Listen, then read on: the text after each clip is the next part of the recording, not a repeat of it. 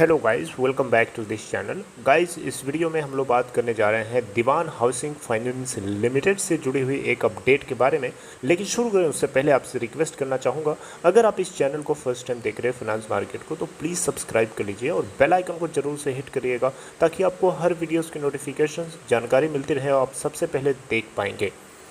तो गाइस, सबसे पहले मैं बात करना चाहूँगा दीवान हाउसिंग फाइनेंस लिमिटेड के कल के ट्रेडिंग पैटर्न के बारे में। कल यानी फ्राइडे की मैं बात कर रहा हूँ 14 मई 2021 की। देखिएगा 15.50 की ओपन प्राइस के बाद 15.05 का लो बनाता है और 15.75 का हाई भी बनाता है। अपर प्राइस बैंड 16.20 का लगा था और लोअर प्राइस बैंड 14.70 का लगा था। दीवान हाउसिंग फाइनेंस लिमिटेड ने अभी तक लो बना रखा है 52 वीक लो 10.85 का और 52 वीक हाई है 42.85 का। कंपनी ने 15.15 के ऊपर क्लोजिंग दिया और टोटल वॉल्यूम ट्रेड किया 8,10,428 एनएससी के ऊपर, जिसमें से डिलीवरी परसेंटेज है 56.77%। बीएससी के ऊपर अगर आप सिचुएशन को देखेंगे तो 15.15 के ऊपर यहाँ पे भी क्लोज होता है और यहाँ पे टोटल वॉल्यूम ट्रेड करता है 2,15,117, आउट ऑफ विच 59.17% की डिलीवरी उठाई गई। 15.25 की ओपन प्राइस के बाद 15.20 का लो और 15.70 का हाई बनाता है बीएससी के ऊपर। मार्केट कैप देखें तो 475.44 करोड़ रुपए रह गई है मात्र एनएससी के ऊपर। अगर आप देखें तो 475.44 करोड़ रुपए है। टेक्निकली अगर आप देखेंगे तो बहुत ज़्यादा ये न्यूट्रल है। अगर आप इसके रिटर्न प्रोफाइल की बात करेंगे तो ईयर टिल डेट में इसने 48.82% का डाउन साइड यानी नेगेटिव रिटर्न दिया है। 1 वीक में 2.71% है, 1 मंथ में 7.07% है, 3 मंथ्स में देखें तो 1.34% है, 6 मंथ में 13.92% डाउन है, 1 ईयर में 20.24% अप है और 2 ईयर्स में देखें तो 87.06% की डाउन है और 3 साल में देखें तो 97.58% डाउन है। तो दीवान हाउसिंग फाइनेंस लिमिटेड से जुड़ी हुई एक लेटेस्ट अपडेट आप लोगों के साथ शेयर करूंगा, लेकिन उससे पहले मैं देखना चाहूँगा कि इसके कॉर्पोरेट एक्शन में कोई एक्शन होने वाला है क्या। नहीं, अभी तक तो कोई अपडेट नहीं है, लेकिन आगे कुछ भी होता है मैं आपको बताऊँगा। क्वार्टर दिसंबर 2020 के अंदर तो इन्होंने बहुत ज़्यादा 13,095 करोड़ का नेट लॉस बुक किया था। Oh my God. अब क्वार्टर 4 में देखते हैं क्या होता है। अब तो रिजल्ट आएगा तभी पता चलेगा। आइए जानते हैं अपडेट के बारे में। तो गाइस, अपडेट आपको बताना चाहूँगा पिरामिल ग्रुप के एक्वाइजेशन को लेकर के है। आपको पता है पिरामिल ग्रुप की एक कंपनी है जिसका नाम है Piramal capital and housing finance limited, जिसको शॉर्ट में हम बोलते हैं PCHFL।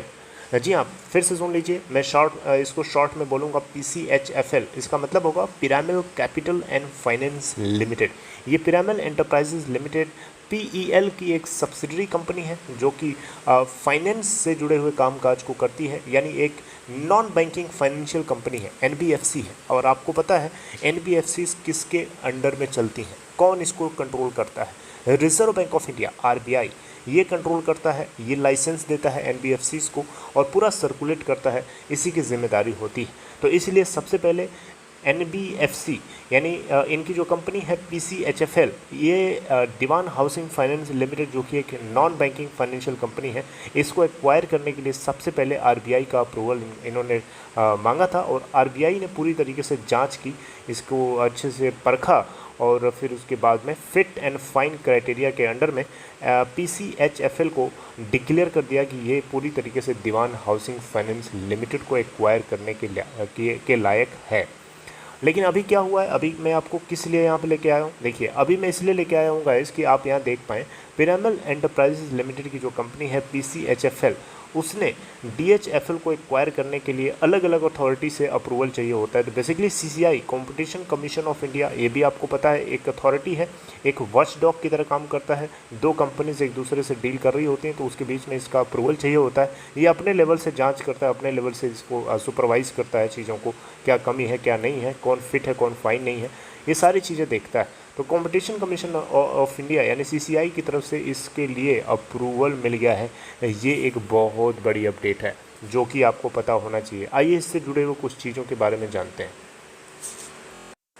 तो सबसे पहला क्वेश्चन उठता है गाइस कि इससे क्या स्टेक होल्डर्स का कुछ होने वाला है, क्या इसके अंदर तेज़ी आएगी? इसके अंदर दीवान हाउसिंग फाइनेंस लिमिटेड के अंदर, क्या इसके अंदर कोई तेज़ी आएगी इस खबर से, क्या इसके शेयर होल्डर्स का कुछ फ़ायदा होने वाला है? तो देखिए दोनों के ऊपर बात करेंगे। अब रही बात तेज़ी की, तो देखिए तेज़ी दीवान हाउसिंग फाइनेंस लिमिटेड के अंदर तभी आएगी जब दीवान हाउसिंग फाइनेंस लिमिटेड के स्टेक होल्डर्स को इस बात की भनक लगेगी कि कहीं न कहीं DHFL के स्टेक होल्डर्स का इंटरेस्ट सेफ है, कहीं न कहीं उनके इंटरेस्ट को सेफ गार्ड किया जा रहा है, कहीं न कहीं उनके इंटरेस्ट को हार्म नहीं किया जा रहा है। लेकिन यहाँ पे कंपटीशन कमीशन ऑफ इंडिया की तरफ से जो अप्रूवल दिया गया है, ये पूरा का पूरा अप्रूवल जो है कंपनी के लिए कंपनी यानी PCHFL के ओरिएंटेशन में है, ना कि स्टेक होल्डर्स के ओरिएंटेशन में है। अब यहाँ पे देखिए अभी भी मैं आपको बताना चाहूँगा PCHFL जो है DHFL को एक्वायर करने के लिए काफ़ी क्लोज हो चुका है, काफ़ी क्लोज है, लेकिन फिर भी आपको मैं बताना चाहूँगा अभी लास्ट स्टेज बची हुई है, जो कि है national company law tribunal NCLT Mumbai bench. ये अभी इसको फाइनली अप्रूव करेगा और ये भी देखेगा। अब देखना बनता है कि क्या NCLT के आंखों के सामने DHFL के स्टेक होल्डर्स नज़र आते हैं या फिर वो भी नहीं नज़र आते हैं, धुंधले हो जाते हैं। देखना बनता है कि NCLT क्या DHFL के स्टेक होल्डर्स के इंटरेस्ट को सेफ गार्ड कर पाता है कि नहीं कर पाता। अगर कर पाता है तो डेफिनेटली ये DHFL के लिए बहुत अच्छी बात होगी, बहुत खुशी की बात होगी, जिसके चलते मुझे लगता है कि इसके अंदर आपको बहुत तेज़ी देखने को मिल सकती है। लेकिन इसका उल्टा होता है तो डेफिनेटली ये इसके अंदर आपको इसका उल्टा होता हुआ भी दिखेगा, क्योंकि कहीं न कहीं स्टेक होल्डर्स इस बात को लेकर के उम्मीद बना के बैठे हैं कि अब पिरामिड जो PCHFL है वो कहीं न कहीं DHFL के स्टेक होल्डर्स का ध्यान रखेगा। ऑल्दो उन्होंने अभी तक कोई भी प्रॉस्पेक्टस जो रिलीज़ किया था उसमें किसी भी तरीके का ये बात जो है इन्होंने मेंशन नहीं किया था। NCLT के ऊपर पूरी जिम्मेदारी है। NCLT अगर इसको सही से देखता है, समझता है, तो डेफिनेटली एक ज़िम्मेदार, एक रिस्पॉन्सिबल अथॉरिटी होने के नाते NCLT को ज़रूर इस बात के ऊपर ध्यान देना चाहिए, क्योंकि security exchange board of India की तरफ से जो भी या जो एक्वाइजेशन के लिए जो रूल्स हैं, जो रेगुलेशंस हैं, जो तरीका है, जो सिस्टम है, उसमें कहीं पे भी इस तरीके की बात नहीं लिखी गई है कि जो माइनॉरिटी स्टेक होल्डर्स हैं उनको बिल्कुल आंख बंद करके उनकी इक्विटी कैपिटल को ज़ीरो कर दिया जाए। ऐसा नहीं होता है। कोई ना कोई कैपिटल, कोई ना कोई एक आर्बिट्रल वैल्यू जो होती है वो थ्रो आउट करी जाती है, ताकि उसके स्टेक होल्डर्स को कोई ना कोई एक मोस्ट प्रिफर्ड, मोस्ट फेवरेबल जो एक वैल्यू होती है वो मिल सके, ताकि उनको उनकी इन्वेस्टमेंट का कुछ परसेंट मिल जाए, ज़ीरो ना मिले। ये बहुत ही मैंडेटरी है। NCLT के ऊपर पूरी जिम्मेदारी है कि देखते हैं NCLT क्या इसके ऊपर अपना डिसीजन लेके आता है या इग्नोर करता है। अब देखिए यहाँ पे PCHFL ने ये डील जो है 34,250 करोड़ रुपए में करी थी, और इसके लिए इन्होंने RBI से परमिशन भी ले लिया था।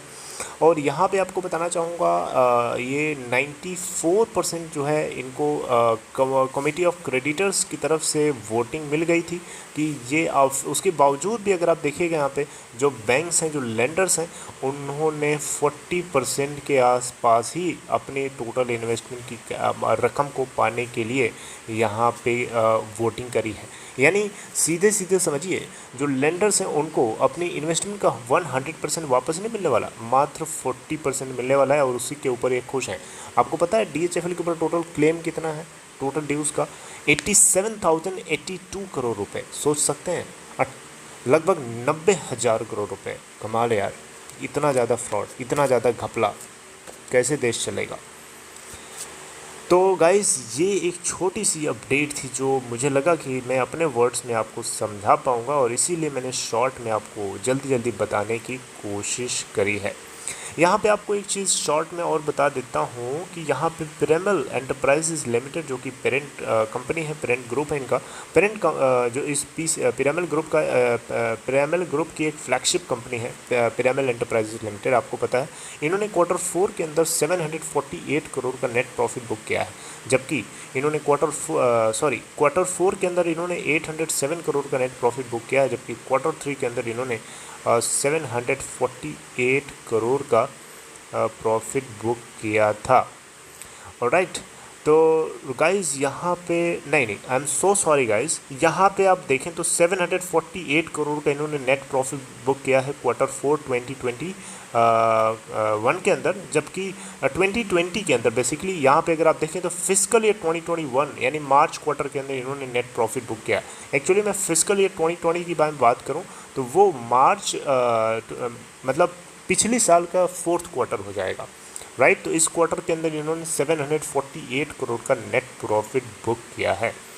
Alright, so this is all in this video guys. I hope कि आपको इन्फॉर्मेशन समझ में आई, तो आपको मैं अपडेट करूँगा। I will keep updating regarding anything which comes in the way, and till then you have to be connected with this channel. And lastly but not least, I would like to request you, अगर आप demat account open कराना चाहते हैं तो description box में देखेंगे आपको एक लिंक मिलेगा, उसे क्लिक करें और अपस्टॉक में अकाउंट ओपन करा सकते हैं। See you guys next time, updating something new next video. Till then, signing off. Take care.